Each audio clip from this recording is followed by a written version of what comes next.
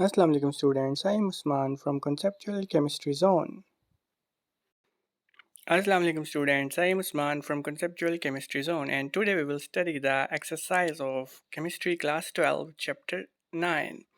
The name of this chapter is Aromatic Hydrocarbons. The first question of this exercise is related to fill in the blanks, so let's try to solve the fill in the blanks of this exercise.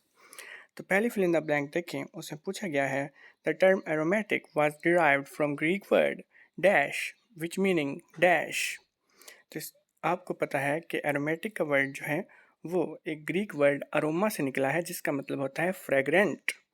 तो इस fill in the blank के पहले part में आ जाएगा aroma और second part में आ जाएगा वर्ड फ्रेग्रेंट।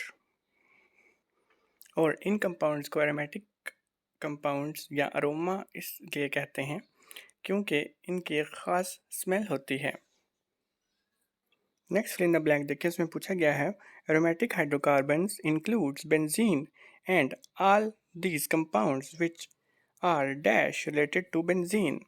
तो एरोमेटिक हाइड्रोकार्बन्स जो हैं उनमें बेंजीन पाया जाता है और वो सारे कंपाउंड पाए जाते हैं जो स्ट्रक्चरली बेंजीन से रिलेट करते हैं। तो इस फिल इन द ब्लैंक में आ जाएगा word structurally related to benzene। आगे third fill in the blank देखिए इसमें पूछा गया है dash is recognised as the simplest member of the class of aromatic hydrocarbons। तो benzene is the simplest member of the class of aromatic hydrocarbons।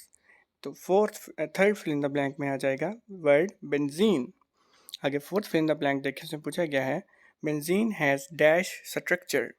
तो जैसा कि आपको पता होना चाहिए कि बेंजीन का स्ट्रक्चर साइक्लिक हेक्सागोनल होता है।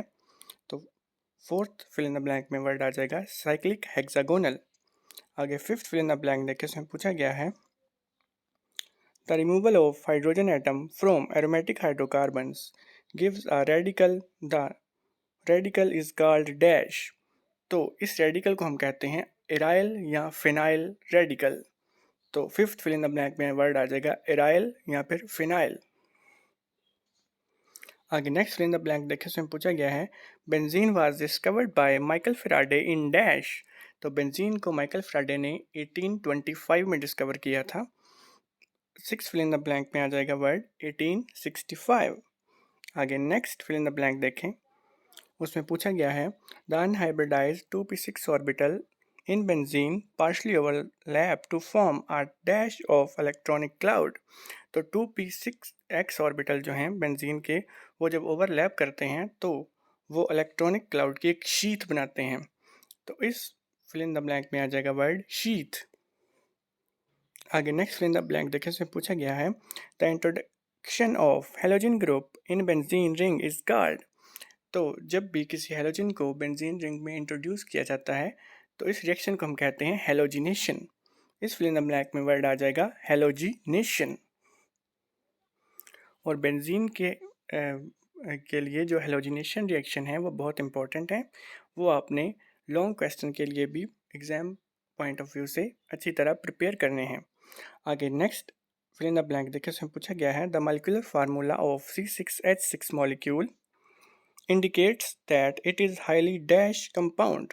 तो बेंजीन का फार्मूला C6H6 ये इंडिकेट करता है कि बेंजीन एक हाईली अनसैचुरेटेड कंपाउंड है।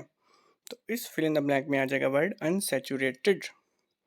आगे tenth fill in the blank देखें उसमें पूछा गया है on oxidation in the presence of V2O5 benzene gives dash. तो आपने बेंजीन के चैप्टर में कैटालिटिक ऑक्सीडेशन ऑफ बेंजीन का टॉपिक जो है वो पढ़ा होगा जिसमें जब बेंजीन की ऑक्सीडेशन कराई जाती है using vanadium pentoxide as a catalyst तो मैलिक एनहाइड्राइड बनता है जिसे बाद में मैलिक एसिड में कन्वर्ट किया जाता है। तो tenth fill in the blank में वर्ड आ जाएगा मैलिक एनहाइड्राइड। नेक्स्ट हम डिस्कस करते हैं जी इसी एक्सरसाइज के एमसीक्यूज़ को। तो पहला एमसीक्यू देखें उसमें पूछा गया है द बेंजीन मॉलिक्यूल कंटेन्स। तो जैसा कि हमें पता है कि बेंजीन मॉलिक्यूल जो है उसमें D localise pi electron charge होता है। तो इसमें ऑप्शन नंबर डी जो है वो करेक्ट ऑप्शन है। आगे नेक्स्ट एमसीक्यू देखिए उसमें पूछा गया है aromatic hydrocarbons are the derivatives of. तो एरोमेटिक हाइड्रोकार्बन जो हैं वो बेंजीन के डेरिवेटिव होते हैं। इसमें ऑप्शन नंबर सी जो है वो करेक्ट ऑप्शन है। आगे नेक्स्ट एमसीक्यू देखें, उसमें पूछा गया है which of the following acid can be used as a catalyst in Friedel Crafts reaction. तो फ्रीडल क्राफ्ट रिएक्शन में एल्यूमिनियम क्लोराइड इस्तेमाल किया जाता है एज अ कैटलिस्ट, AlCl3 जिसका फार्मूला होता है। इसमें ऑप्शन नंबर ए जो है वो करेक्ट ऑप्शन है। आगे नेक्स्ट एमसीक्यू देखें, उसमें पूछा गया है बेंजीन कैनॉट अंडरगो। तो जैसा कि हमें पता है कि बेंजीन जो है वो एलिमिनेशन रिएक्शन शो नहीं करती, तो इसमें ऑप्शन नंबर डी जो है वो करेक्ट ऑप्शन है। आगे नेक्स्ट एमसीक्यू देखिए, amongst the following compounds that can be most readily sulphonated is. तो इनमें जो मोस्ट रेडली सल्फोनेटेड कंपाउंड है वो टोलोइन है, इसलिए ऑप्शन नंबर ए जो है वो करेक्ट ऑप्शन है। आगे नेक्स्ट एमसीक्यू देखिए, उसमें पूछा गया है during the nitration of benzene the active nitrating agent is. तो नाइट्रेशन ऑफ बेंजीन में जो एक्टिव नाइट्रेटिंग एजेंट होता है वो NO2 पॉजिटिव होता है। ये तो इसमें ऑप्शन नंबर बी जो है वो करेक्ट ऑप्शन है। आगे नेक्स्ट एमसीक्यू देखिए, उसमें पूछा गया है which compound is the most reactive one. तो गिवन कंपाउंड्स में से जो इथीन है वो मोस्ट रिएक्टिव है, ऑप्शन नंबर बी जो है वो करेक्ट ऑप्शन है। आगे नेक्स्ट देखें, the electrophile in aromatic sulphonation is. तो एरोमेटिक सल्फोनेशन में जो इलेक्ट्रोफाइल इस्तेमाल होता है वो SO2 होता है, SO3 होता है। तो इसमें ऑप्शन नंबर सी जो है वो करेक्ट ऑप्शन है। आगे नेक्स्ट एमसीक्यू देखें, उसमें पूछा गया है एरोमेटिक हाइड्रोकार्बन्स बर्न विद सूटी फ्लेम बिकॉज। तो इसमें ऑप्शन नंबर सी जो है वो करेक्ट ऑप्शन है, क्योंकि एरोमेटिक हाइड्रोकार्बन्स सूटी फ्लेम के साथ इसलिए जलते हैं क्योंकि इनमें हाई परसेंटेज ऑफ कार्बन होती है, तो इसलिए ऑप्शन नंबर सी जो है वो करेक्ट ऑप्शन है। और ये MCQ exam point of view से बहुत इंपॉर्टेंट है। आगे नेक्स्ट एमसीक्यू देखें, ये भी एग्जाम पॉइंट ऑफ व्यू से बहुत इंपॉर्टेंट है। The conversion of n hexane into benzene by heating in the presence of platinum is called. तो इस प्रोसेस को हम कहते हैं एरोमेटाइजेशन, और ऑप्शन नंबर बी जो है वो करेक्ट ऑप्शन है।